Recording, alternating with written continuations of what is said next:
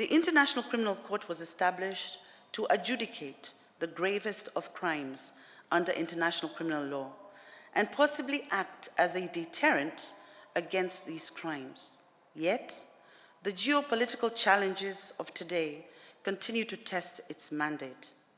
The world is still witnessing systematic violations of human rights, crimes against humanity, and conflicts that destabilize societies. Faced with these realities, the International Criminal Court requires judges that fiercely defend judicial independence to ensure that the court is not used as a political theater, but remains firmly anchored in the Rome Statute.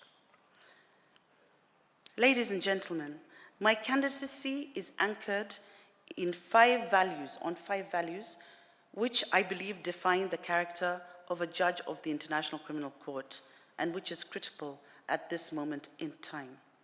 These are courage, pragmatism, efficiency, victim-centered justice, and for a judge from Africa, the ability to bring Africa-focused jurisprudence. Courage as a judicial value is indispensable, and judges of the ICC currently have faced direct threats, political pressure, and even sanctions.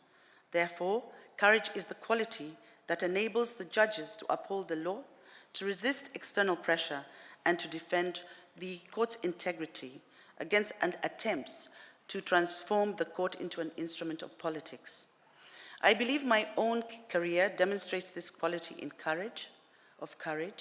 In the Supreme Court, I have issued detailed dissenting opinions in high-profile constitutional and electoral cases, standing firm on principle.